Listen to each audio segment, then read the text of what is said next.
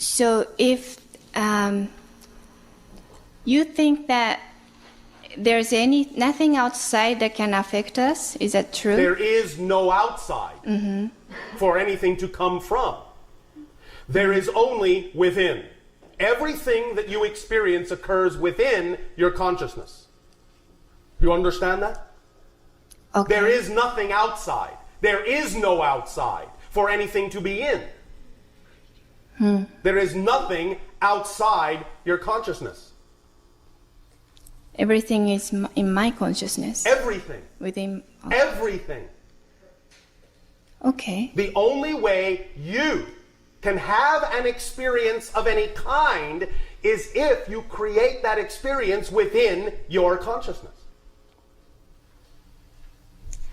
Like, for example, Yes. nature. Nature. Yeah, when I'm in nature, I Yes. feel good. Yes. Why is that? Did she really ask that question? All right. Why is that? Well, if nothing... When I say there is nothing outside, I don't mean in the colloquial sense that there's nothing outside the building.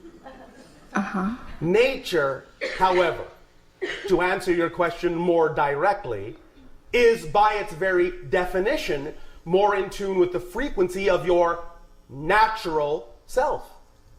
Right. Therefore, you feel good because you are using nature as a permission slip to allow yourself to be more in touch with your natural vibration. And that always feels really good.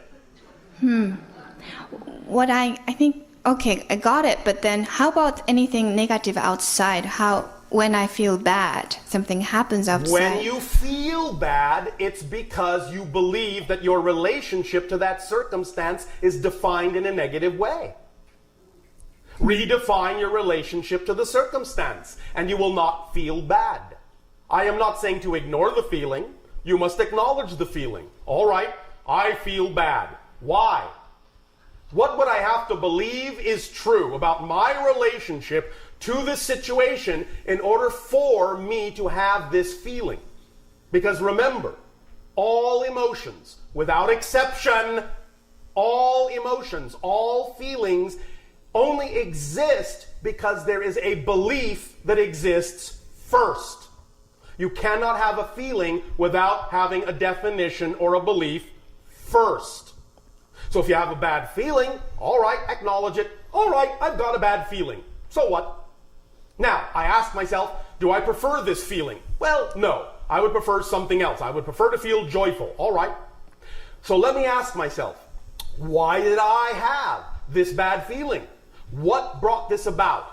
Well, I know that feelings come from beliefs. Oh, all right. So, what kind of a belief, the question goes, would I have to have about my relationship to the situation in order for me to have a bad feeling about it?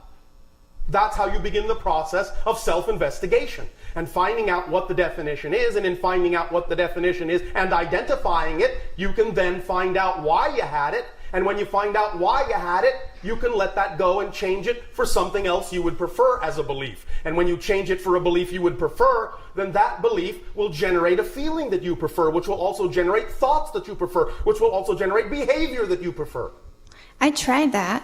I know you taught us that, but Yeah. it's not that easy. That's a belief. Okay. You see? So now the question is, why do I have a belief that says it's not that easy? You see, that's the next step. You can always take the question to the next level. If you find that you have tried it one way, as you say, and it doesn't seem to be working for you, look at the essence of what you're actually saying. What's the result? All right, the result that you're feeling is, this is difficult. It's not that easy. Very good. You've now arrived at another place where you have something to work with. So acknowledge it. All right, I acknowledge that I have a feeling it's difficult. I have a feeling it's not that easy. That must mean what? I have a belief that it's not easy.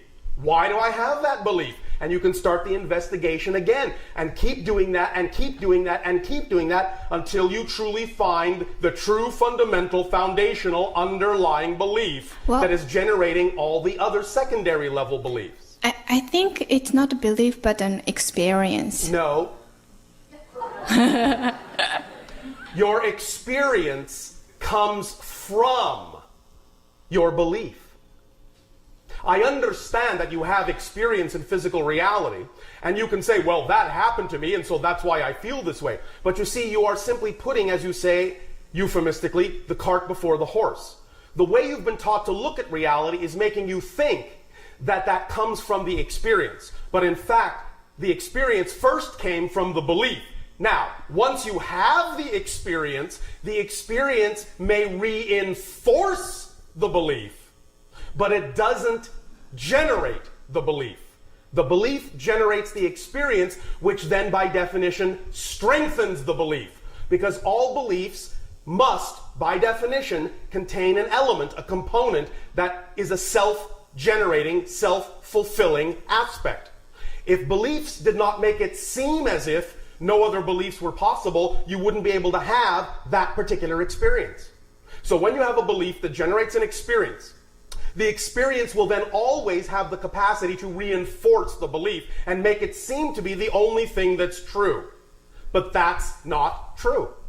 You have to get to a point where you know it's not true, no matter how it feels, so that when something happens, you can recognize that the experience is not causing the belief, it's just reinforcing the belief. And that therefore the experience can be used to put you in touch with the belief that generated the experience to begin with.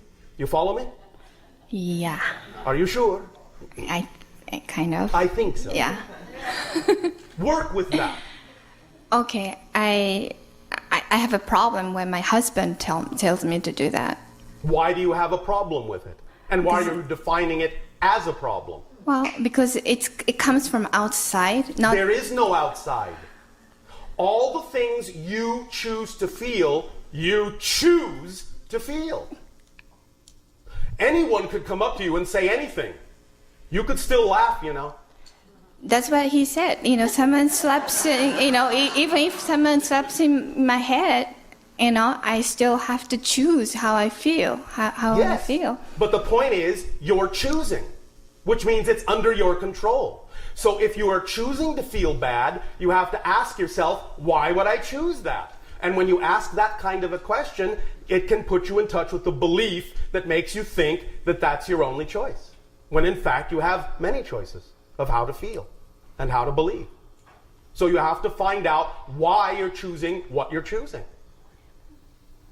Up to you. Okay, thank you. Appreciate it. And we appreciate you as well.